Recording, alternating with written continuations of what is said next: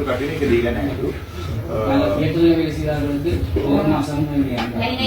ඒකට වැඩ කරන ළමයිට හැම මාසෙකම 15000 වෙල්ෆෙයාර් සොසයිටියෙන් දෙනවා. ഒരു വർഷം കടന്നു හවුලට දුන්නානේ. ආවරේ. ஒரு வருஷம் හවුලට දීලා තියෙනවා මේ මේකට පඩි.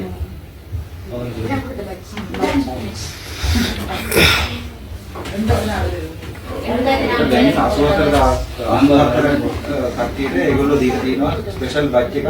ඒක අපොයින්ට්මන්ට් බැච් එකක් විදිහට දීලා තියෙනවා. ඒ බැච් එක ඇතුළේ හොස්පිටල් එක ඇතුළේ යන්න පුළුවන්. අවුරුදු 3ක් විතර මේගොල්ලෝ වැඩ කරලා තියෙනවා. මේගොල්ලෝ ඇතුළේ ඉඳලා බාගෙන සිකියුරිටිලා ගහනවා, ෆොටෝස් දානවා, වීඩියෝස් දානවා. මේගොල්ලෝ හැමදාම මට ඒක අරන් යවනවා. එතකොට මම ඉවරයිලි කමසොත් 1 week 2 week வந்தாங்க தான் வச்சு கொடுத்துருக்காரு. எங்களை கொடுத்தா இல்ல. நாங்க போய் கதைச்சு நேத்துல சொல்லிட்டு நீங்க வேலைக்கு வர வேணா பாருண்டா. இப்போ உங்களுக்கு பிரைவேட் வரதுமாங்கல நீங்க இப்ப வரது வேணும் சார் கொஞ்சம் கோவமா இருக்கறாரு. ඕකේ. එතකොට කිව්වලු සතිමුටි සර් ටිකක් හදවලා ඉන්න හින්දා සති දෙකක් එන්න එපා කියලා ජනවාරි 14th අපි පොංගල් දෙනවනේ. ඒකෙන් පස්සේ එන්නලු එයා ටිකක් කූල් වුණාම වෙල්ඩ ගන්නවා කියලා මේගොල්ලෝ එළියට දාලා තියෙනවා. එතකොට මේගොල්ලෝ අහනවා අතන මේගොල්ලෝ සමහරව බැඳලා ඉන්නවා, බබාලා තියෙනවා, දුර ඉන්න කෙන කට්ටිය තියෙනවා. එතකොට ඒගොල්ලෝ ඇත්තම ජීවිත වේදම කියලා එකක්වත් නැහැ කියන ඉන්කම් කියලා එකක්වත් නැහැ. එතකොට මේගොල්ලෝ අහනවා අපේවත් ඒකට අරගෙන මොකරි NGO එකක් තියෙනවනේ ICRC නැත්නම් රෙඩ් ක්‍රෝස් නැත්නම් සෙන්ට් ජෝන්ස් අර්බන් සේවා இன்றைக்கு 23ஆம் தேதி 2024ஆம் ஆண்டு டிசம்பர் மாதம் இன்றைக்கு காலமாக வந்து எங்களுடைய ஜாழ்ப்பாணத்தில் இருக்கிற 170 சுகாதார தொண்டர்களில் 28 பேர் அதாவது வந்து முடிந்தாக்கள் மட்டும் அவர்கள் விரும்பி சுகாதார அமைச்சரை சந்திக்கணுன்றதுக்காண்டி சுகாதார அமைச்சுக்கு வந்திருந்தார்கள். காலம் 8:30 போல வர சொல்லியிருந்தான் அவர்களை. அப்போது சுகாதார அமைச்சர் இன்றைக்கு வந்து மக்கள் குறைகள் நாள், அதாவது வந்து மக்கள் குறைகளை கேட்கின்ற நாள் இன்றைக்கு மகாஜன தவசக் அப்படி எதுன்னு சொல்கிறவ. அப்போ அங்கே போய்க்கல டாக்டர் ஹன்சகான்னு சொல்லி டிப்யூட்டி ஹெல்த் மினிஸ்டர் இருந்தவர். அவரோட நான் போய் கதைச்சேன். நான் அவரோட கதை கேட்க ஹன்சகா சார் சொன்னவர் என்னென்றால் என்னதான் எம்பியாக இருந்தாலும் அவர்களுடைய சார்னு கூப்பிட்றதுல நான் பெருமைப்படுறேன். ஸோ ஹன்சகா சார் சொன்னவர் நீங்கள் அவையை கூட்டிகிட்டு நேரில் மினிஸ்டர் ஆஃபீஸுக்கு போங்கோ ஆச்சுன்னா நாங்கள் அங்கேயே மீட் பண்ணுவோம் சொல்லி. ஸோ அந்த 28 பேர் முதல் 5 பேர் தான் வந்திருந்தவை. அப்போ சுகாதார அமைச்சரே சொன்னவர், அங்கே தான் வித்தியாசம்.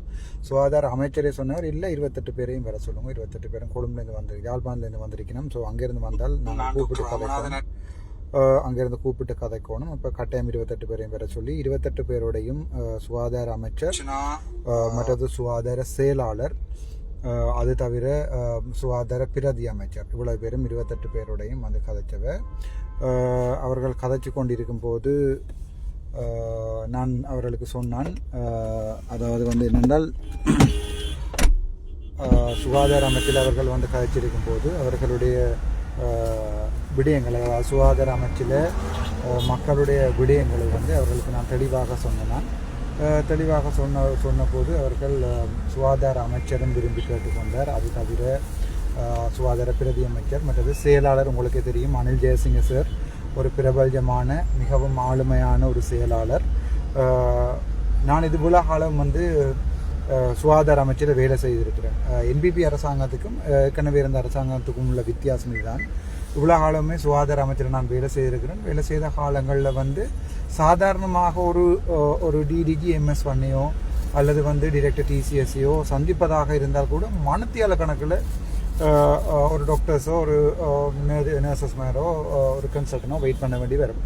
ஆனால் ஒரு சுகாதார அமைச்சரை வந்து ஒரு யாழ்ப்பாணத்துலேருந்து வந்து கனிஷ்டரக ஊழியர்கள் நேரில் போய் சந்தித்து தங்களுடைய பிரச்சனைகளை அவர் டிரான்ஸ்லேட் பண்ண சொன்னது என்பிபி அரசாங்கத்தை பொறுத்த வரைக்கும் எனக்கு அவர்களோட வைத்திருந்த மதிப்பில் வந்து 10,000 மடங்கான மதிப்பை ஏற்படுத்தி இருக்குது. முக்கியமாக நலிந்த சாராக இருக்கட்டும் அல்லது வந்து ஹன்சகா சாராக இருக்கட்டும் அல்லது வந்து எங்கள்ட அனில் ஜெயசிங்க சாராக இருக்கட்டும், அவர்களுடைய சேவைகள் வந்து மிகப்பெரிய அளவில் பொதுமக்களை சென்றடையும் இந்த 5 வருடங்களில் எனக்கு எந்த டவுட்டும் இல்லை. அதை தவிர அங்கே எடுக்கப்பட்ட முக்கியமான முடிவுகள் என்னன்னு சொன்னால், அங்கே 84 பேருக்கு வந்து லிஸ்ட் போடப்பட்டு அந்த 84 பேருடைய யாழ்ப்பாணம் போதனா வைத்தியசாலையில் சம்பந்தப்பட்ட வைத்திய அதிகாரி 84 பேருடைய லிஸ்ட் போடப்பட்டு இவர்களுக்கு ஸ்பெஷல் பேட்ச் கொடுக்கப்பட்டு இவர்கள் ஜெஃப்னா டீச்சிங் ஹாஸ்பிட்டலில் அடுத்த முறை வேலை கிடைக்கும் போது அவர்களுக்கு முன்னுரிமை என்று சொல்லி எல்லாம் வைத்திருக்கிறார்கள் என்று சொல்லி முறைப்பாடு அளிக்கப்பட்டது. மிக தெளிவாக சொல்லியிருக்கார் சுகாதார அமைச்சர்.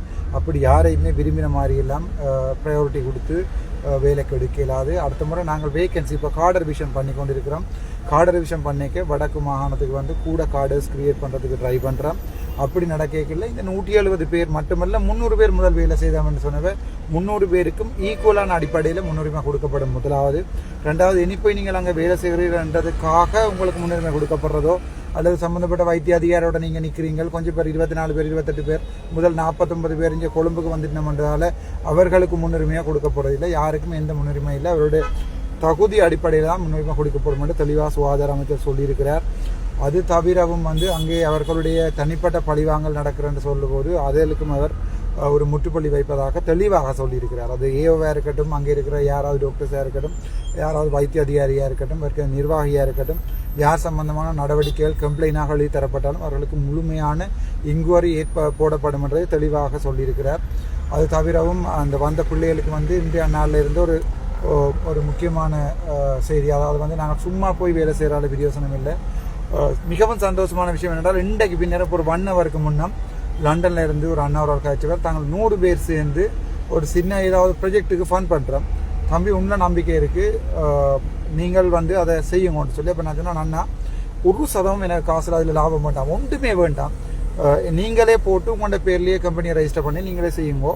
அது ஒரு ப்ரப்போசல் எழுதி தர சொல்லியிருக்கணும். நான் நினைக்கிறேன் அந்த 300 பேருக்கு மட்டுமல்ல, மிச்சம் 3000 வேலையில்லா பட்டதாரிகள் 3000 பேரை தவிர இளைஞர் எல்லாருக்குமே ஒரு அவருடைய தகுதியின் அடிப்படையில் நியாயமான அடிப்படையில் என்னால் முடிஞ்ச வேலையில் நான் வேண்டி கொடுக்கறது ட்ரை பண்ணுறேன். அவர் என்னோட வாய்மொழி மூலம் சொல்லித்தான் இருக்கிறார். யாழ்ப்பாணத்தில் எக்கச்சக்கமான காணிகள் சும்மா இருக்குது. அந்த காணிகளை எடுத்து ஒரு பொழுதுபோக்கோ அல்லது வந்து சும்மா ரீச்சான்னு சொல்லி எங்களோட தமிழ்கிட்ட தேசிய தலைவர்கிட்ட காசில் கொண்டு வச்சு காட்டி சும்மா பே காட்டுறதை விட்டுட்டு நாங்கள் மக்களுக்காக மக்கள் விரும்பி குழந்தைகள் போய் சந்தோஷப்படுறதுக்கு அந்த பார்க்கெல்லாம் கட்டி பெரிய டைனோசர் எல்லாம் இல்லை. அது ஒரு வித்தியாசமான திட்டம் ஒன்று செய்து வைத்திருக்கிறேன். உலகளாவிய ரீதியில் ஃபேமஸான ஒரு ஸ்போர்ட் ஒன்றை இங்கே அறிமுகப்படுத்துறதுக்கு என்னோட அதுக்குரிய மெம்பர்ஷிப் வந்து ஸ்ரீலங்காவில் என்னோட மட்டும்தான் இருக்குது. ரெஜிஸ்ட்ரேஷனும் பாதியில் நிற்கிது, முடிக்க வேணும். ஸோ அவர்களுக்கும் இது ஒரு சந்தோஷமான செய்தி. எடுத்த உடனே செய்கிறார், மேபி 6 months. அதை விட சொல்லியிருக்கிறார் என்னென்றால் சுகாதார அமைச்சர் இன்னொரு வேலை ஒன்று கொடுக்க போகிறன்ற கூட அந்த 300 பேருக்கு முன்னுரிமை கொடுக்கப்படும். ஆகவே நீங்கள் இனிமேல் வேலைக்கு போகிறதாலேயோ அங்கே இருக்கிறதாலேயோ ஃப்ரீயாக வேலை இருக்கிறதாலேயோ இல்லைன்னு சொல்லி இவ்வளோ காலம் வேலை செய்யக்கூடிய கம்பன்சேஷனை வழக்கு போட்டு நாங்கள் எடுக்கிறதா தீர்மானிச்சிருக்கிறோம். ஸோ அந்த வழக்கு சம்பந்தமான நடவடிக்கையும் முன்னுக்கு ஈடுபடும். சரியான சந்தோஷமாக இருக்குது. மக்களும் ஆதரவளிக்கிறார்கள். புலம்பெயரில் இருக்கிற தமிழாக்களும் முக்கியமாக டயஸ்போரா சம்பந்தமாக சுகாதார அமைச்சரோட கதைச்சிருந்தேன். அப்போ ஏன் நீங்கள் நேரடியாக டயஸ்போராவோட கதைச்சு ஒரு சம்பந்தப்பட்ட வைத்திய அதிகாரிகள் மட்டும் கண் வைத்தியசாலை கட்டுறோம், காது வைத்தியசாலை கட்டுறோம் ரெண்டு இல்லாமல் என் சுகாதார அமைச்சு நேரடியாக டயஸ்போராவோட கதைச்சு அந்த பணத்தை நேரடியாக சுகாதார அமைச்சுக்கு எடுத்து அதை டயஸ்போராவில் இருக்கிற ஒரு 4 பேரும் டயஸ்போரா மண்ட உடனே கொட்டியை நினைக்க வேண்டாம், இயக்கம் மண்டு நினைக்கக்கூடாது, சாதாரண பொதுமக்கள் தான் இல்லை நாங்கள் தான் அது அந்த சிஸ்டம்ன்றது உங்களுக்கு விளங்கினா சரி. ஒரு காலத்தில் 44,000 செத்தது வந்து வேட்டுக்கிற ஆசையில் இல்லை, அது நாங்கள் தான். ஸோ அது சம்பந்தமாக இருக்க விளங்கப்படுத்தியிருக்கேன். அவர் மோமெண்ட் சொல்லியிருக்கார். அது தவிர வந்து முக்கியமான ஒரு கவலைக்கூடிய விஷயம் என்றால் அந்த டிரெக்டர்ஸ் மீட்டிங் ஒன்று நடக்கிறது. அந்த டிரெக்டர்ஸ் மீட்டில் வந்து வடக்கு கிழக்கில் இருக்கிற ஹாஸ்பிட்டல் டிரெக்டர்ஸ் அவ்வளோ பேரும் எனக்கு எதிராக முறைப்பாடு செய்து கொண்டிருக்கிறார்கள் என்று சொல்லி மிகவும் கவலைப்பட்டு சுகாதார அமைச்சர் சொன்னார். இப்போ எனக்குங்க அது கவலையாக இருக்குது. நீங்களும் என்னோட சீனியர்ஸாக என்னோட ஜூனியர்ஸாக என்னோட படித்த நீங்கள் இப்போ நீங்கள் என்னையை இப்போ நான் ஒன்றுமே இது வரைக்கும் செய்யலை. இதுவரைக்கும் யாருக்கும் எந்த கெடுதலும் செய்யவும் இல்லை. யாருக்கும் இதில் தனிப்பட்ட பழிவாங்கல் தனிப்பட்ட வழக்குகளோ ஒன்றுமே ஒரு வைத்தியர்களுக்கோ வைத்திய அதிகாரிகளுக்கோ போடப்பட்டதில்லை. நீங்களாகவே ஏதாவது கம்ப்ளைண்ட் பண்ணி என்ன இல்லாமல் பண்ணாமல் நினச்சிங்கன்னு சொன்னால் சனம் பார்த்துட்ருக்காது. மற்ற வேலை செய்கிறார்களுக்கு வந்து விளங்கும் நீங்கள் இண்டிவிஜுவலாக தான் செய்கிறீங்கன்னு சொல்லி அது சுகாதார அமைச்சர் சொல்லிக்கும் சரியான கவலையாக இருந்தது. இப்போ உள்ளே கைக்கு சொன்னால் நாளைக்கு ஐயா எனக்கு அப்படி எந்த இதுவும் இல்லை, நான் இன்னும் 5 வருடத்துக்கு பிறகு அரசியல் செய்கிறதாவோ அல்லது வந்து அரசியலில் தான் என்னுடைய வாழ்க்கை போகணுமென்றோ அப்படி இல்லை. எனக்கு படிக்க ஆசை படித்து கொண்டிருக்கேன். அதே மாதிரி எல்எல்பியும் திருப்பி ஸ்டார்ட் பண்ணிட்டேன். அப்படி என்னுடைய கனவுகள் வேறு நலிந்த ஐயா எனக்கு இப்படி ஹேரத் ஐயாட்டையும் சொன்னேன், ஹான்சக் ஐயாட்டையும் அப்படி எனக்கு ஒரு எந்த ஒரு இதுவும் இல்லை. பட் அவர்கள் என்னுடைய சார் நான் ஒரு பொது சந்திப்பு நடக்க அவருக்கு என்னுடைய சேர்ஸ். பட் இங்கே வந்து அவை என்னோட சேம் எம்பிஸ். பட் என்ன நடந்தாலும் என்னுடைய சீனியர்ஸ் முக்கியமாக டாக்டர் அர்ஜுன திலகரத்ன சார் இன்றைக்கு வரையில் சார் வந்து என்னுடைய பாஸ். அது மாதிரி வந்து அனில் ஜெயசிங்க சார் ஒரு காலத்தில் நான் விரும்பி பார்த்த ஆளுமைகளில் ஒரு ஆள். ஸோ என்பிபி அரசாங்கத்தோடு சேர்ந்து அவர்களை பாதிக்காமல் அவர்களுடைய நல்ல விஷயங்களுக்கு மட்டும் நாங்கள் ஆதரவளித்து ஒரு நல்ல இலங்கையை தமிழ் முஸ்லீம் சிங்கள என்ற வேறுபாடு இல்லாமல் கட்டியெடுக்கணும். அதுக்கு நீங்கள் எனக்கு ஹெல்ப் பண்ணணும். இதில் எந்த ப்ரொஜெக்ட்லையும் நான் எந்த சதமும் கொண்டு போக போகிறேன். நான் அப்படி கொண்டு போனால் நீங்கள் ப்ரூவ் பண்ணலாம். கிட்டத்தட்ட வந்த ஹாஸ்டலில் கூட வெவ்வேறு டிஸ்ட்ரிக்ட்டு பிரித்து கொடுத்துருக்கேன் வேலை செய்ய சொல்லி.